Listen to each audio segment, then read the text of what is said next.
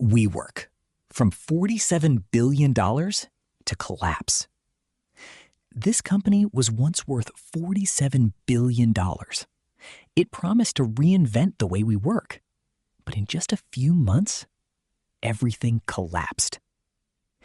This is the story of WeWork, one of the most hyped startups in the world, and one of the most dramatic collapses in modern business history. It all started with one man, Adam Neumann. Born in Israel, Neumann was not your typical entrepreneur. He was charismatic, confident, and had an almost magnetic ability to sell big ideas. Before WeWork, he had already tried multiple business ventures. Most of them failed.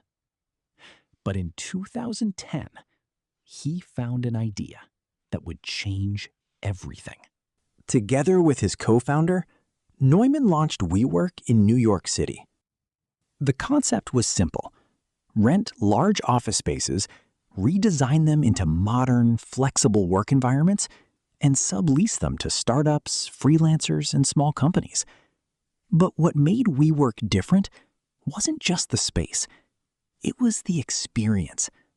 Open layouts, stylish interiors, free beer on tap, and most importantly, a sense of community. WeWork wasn't selling offices. It was selling a lifestyle. And that idea exploded. Startups loved it. Instead of signing long-term leases, they could rent flexible spaces, scale up or down, and work in environments that felt more like tech hubs than corporate offices. Investors quickly took notice. Billions of dollars began pouring in, led by SoftBank, one of the most powerful investment firms in the world.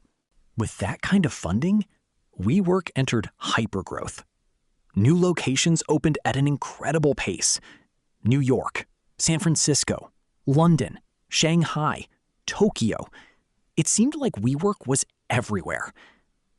At its peak, the company had hundreds of locations across dozens of countries. And its valuation kept climbing.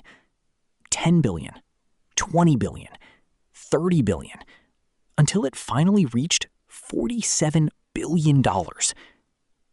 But behind the scenes, the foundation was already cracking.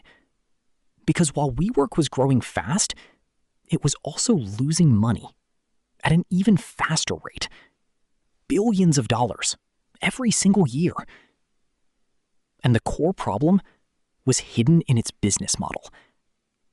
WeWork signed long-term leases, often 10 to 15 years, locking itself into expensive real estate commitments.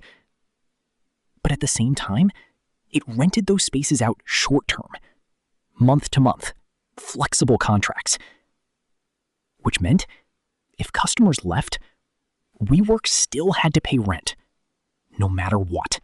It was a mismatch between long-term risk and short-term revenue. And in a downturn, that model could collapse instantly. But the business model wasn't the only issue. There was also Adam Neumann himself.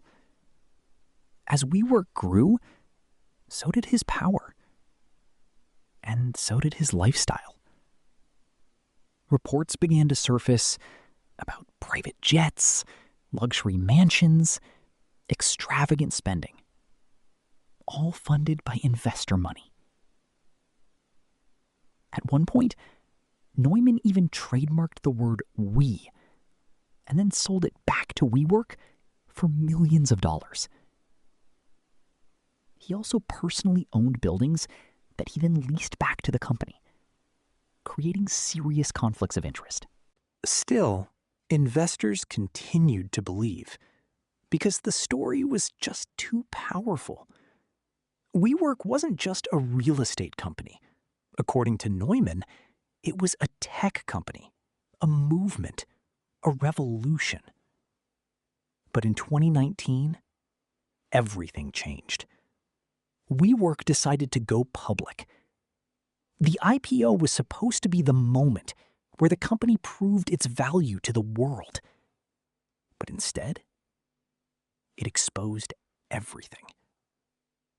When the company released its financial documents, investors finally saw the truth.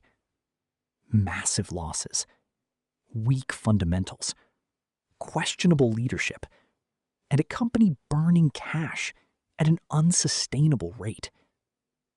Confidence disappeared almost overnight. Analysts began criticizing the company. The media turned negative. Investors pulled back. The IPO was canceled. And then the collapse began. Within weeks, WeWork's valuation dropped dramatically, from $47 billion to less than $10 billion. Adam Neumann was forced to step down as CEO. Thousands of employees were laid off. Expansion plans were canceled. And the company was running out of cash. WeWork was now on the edge of bankruptcy. In the end, SoftBank had no choice but to step in. They invested billions more in a massive bailout just to keep the company alive. What was once one of the most promising startups in the world had become one of its biggest cautionary tales. The story of WeWork is not just about one company. It's about what happens when hype replaces fundamentals, when vision outpaces reality, and when growth becomes more